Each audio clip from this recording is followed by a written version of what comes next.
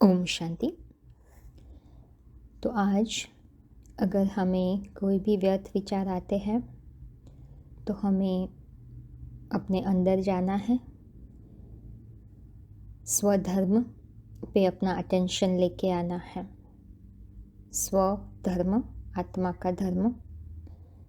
आत्मा कैसे दिखती है वो हमें पता है। एक ज्योतिर्बिंदु कहाँ बैठती है? ब्रेन के बीचों बीच। और फिर हम अपने आप से बातें करेंगे। तो आत्मा की तरफ मन बुद्धि जाती है तो बाकी जगह से मन हट जाता है। तो इसलिए हम ऐसे ऐसे थॉट करेंगे जिससे हम आत्मसम्मान बढ़ा सके, है ना। जो सोच रहे हैं उससे हमारा आत्मविश्वास कम हो रहा है, तो अभी ऐसा सोचेंगे जिससे आत्मविश्वास बढ़े, है ना। तो ये मेडिटेशन ही गिन लो, है ना। अपने आप से हम प्यारी प्यारी बातें करेंगे, वही मेडिटेशन तो है, अपने आप से प्यार करना, है ना। फिर जैसे जैसे हमारे विचार हमें शांति का अनुभव कराते जाएंगे, आत्मा का स्वधर्म अनुभव करते जाएंगे, अपने आप हमारे विचार भी कम होते जाएंगे और फिर विचार करने की ज़रूरत ही नहीं पड़ेगी। ऐसे ही शांति में बैठना आत्मा के साथ हमें अच्छा लगेगा, है ना। तो फ़िलहाल तो बहुत विचार है तो उसको कम करने चाहिए। दिन में हम बहुत सारे विचार करते हैं, बहुत सारे कमज़ोर विचार होते हैं, तो पहले पॉजिटिव एनर्जी जनरेट कर लेते हैं, ठीक है। तो आज हम क्या सोचेंगे? तो अगर मन आपका डिस्टर्ब है ना, तो ये थोड़े आइडियाज़ हैं, आप चाहे तो उसको सोच सकते हैं। तो देखो, अभी हम आत्मा को देखते हुए हम ये बात करेंगे अपने आप से, है ना। ये मेडिटेशन ही है, आत्मा को फील करते करते ही कर रहे हैं, है ना। कि ऐसे हम समझेंगे कि आत्मा शरीर का राजा है ना। ये अंडरस्टैंडिंग बुद्धि का उपयोग कर रहे हैं हम लोग अपने मन को बाकी जगह से हटाने के लिए। तो हम ऐसे समझ सकते हैं कि आत्मा शरीर का राजा है, ठीक है, शरीर को चला रहा है। मन बुद्धि संस्कार की शक्ति है, उस 3 शक्तियों से आत्मा बनती है, हम जानते हैं। जैसे 5 तत्वों से शरीर बनता है, वैसे मन बुद्धि संस्कार से आत्मा बनती है। तो संकल्प की शक्ति, है ना, वो आत्मा की है, ठीक है। तो आप ये समझिए, है ना, कि मैं सर्वशक्तिमान आत्मा हूँ, है ना। संकल्प की शक्ति मेरी शक्ति है, मैं शरीर का राजा हूँ। तो मैं जब चाहे, जैसे चाहे, जैसे चाहे वैसे कार्य में लगा सकता हूँ, ठीक है। मैं मालिक हूँ। तो इसलिए अभी बाहर की सोच से मेरा मन हटाना मेरे हाथ में है। संकल्प को रचने वाली मैं आत्मा हूँ, तो मैं ही आत्मा संकल्प को रचती हूँ, तो मेरे हाथ में है कौन से संकल्प करने हैं, नहीं करने हैं। तो अभी मैं आत्मा जो चाहूँ वो कर सकती हूँ। अपने व्यर्थ संकल्पों से अपना मन हटाकर मैं शुद्ध संकल्पों में अपना मन डालूंगी, क्योंकि विघ्न जो आए हैं वो हमें क्यों घबरा रहे हैं? क्योंकि हम भूल रहे हैं कि ये एक परीक्षा है, ये जानने के लिए कि मैं अपनी आत्मा का आधार लेके कितना शांति का अनुभव कर रहा हूँ। ये हमें बता रही है कि हम अपनी आत्मा को, मैं आत्मा खुद को कितना जानती हूँ। मुझे कौन से ज्ञान की आवश्यकता है जिससे मैं कोई भी परिस्थिति में आत्मा का आधार लेकर शांति का अनुभव करूं, ठीक है। और दूसरी बात है कि परीक्षा आगे बढ़ाने का साधन है, न कि गिराने का, है ना। हमें पता चलता है कि भाई ओके, यहाँ मैं कमज़ोर हूँ, तो उस पर हम काम करके मज़बूत बनते हैं, है ना, क्योंकि वास्तव में तो हम सबको आत्मा का आधार लेके ही शांति का अनुभव करना है।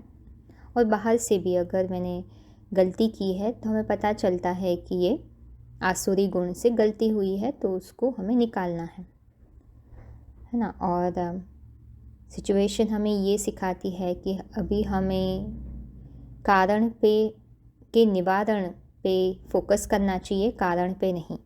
क्यों हुआ है, कैसे हुआ है, वो कारण है, कारण पे नहीं, निवारण पे अटेंशन देना है। ठीक है, तो सिचुएशन में हम कितना सूझबूझ होकर निवारण पे फोकस करते हैं। तो वैसे अपने आप से बातें करिए कि मुझे ये सब विचार नहीं करने हैं जो कारण के बारे में सोचने के लिए मुझे परेशान कर रहे हैं, मुझे निवारण पे सोचना है। ठीक है, और तीसरा रीज़न है कि पहले से ही पता है कि परिस्थिति आने वाली है। ठीक है, तो फिर घबराना क्यों।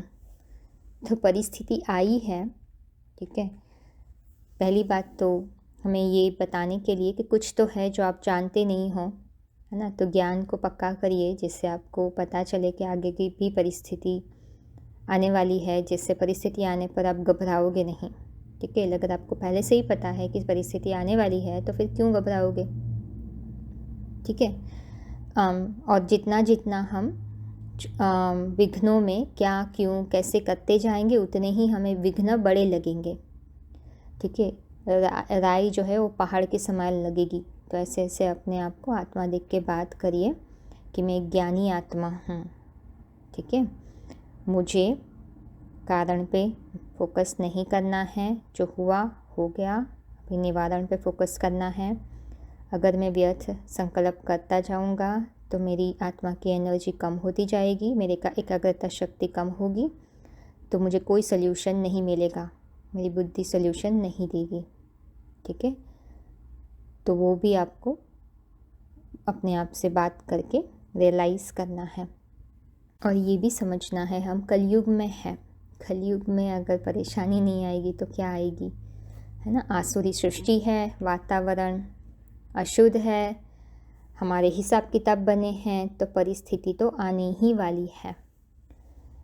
ठीक है, तो इसलिए हमें तो अशुद्ध को शुद्ध बनाने में ही मेहनत करनी है। हम परिवर्तक हैं, परिवर्तन कर सकते हैं। वातावरण ऐसा है ऐसे नहीं सोचना है, वो हमें कमज़ोर बना देगा, है ना। वातावरण बदलेगा तो मैं बदलूँगी, वातावरण अच्छा होगा तो स्थिति अच्छी होगी, है ना, ऐसे नहीं। लेकिन वातावरण को बदलने वाले हम ही हैं, है ना। कौन बदलेगा, अगर सब लोग ऐसे सोचने लगे तो वातावरण कैसे बदलेगा। ठीक है, तो वातावरण को बदलना हमारे हाथ में है ना। तो हमें वातावरण पे दोष नहीं देना है ना। परिस्थिति आई क्योंकि हमारा हिसाब किताब था या फिर हम अज्ञान थे, बट रिस्पॉन्ड कैसे करना है, रिस्पॉन्सिबिलिटी, एबिलिटी टू रिस्पॉन्ड, है ना, उसका जवाब कैसे देना है वो तो हमारे हाथ में है ना। सब आत्मा का पार्ट अलग अलग है, सबके हिसाब किताब अलग अलग है। तो इसलिए हमें ये समझना है जिससे गलती हुई है उसका अज्ञान का पाठ है, हमें शुभ भावना शुभकामना से उस आत्मा को शांति और शक्ति का दान देना है। समझना है कि वो अज्ञानी का पाठ बजा रही है, वास्तव में वो भी एक शांत सुखी ज्ञानी आत्मा है।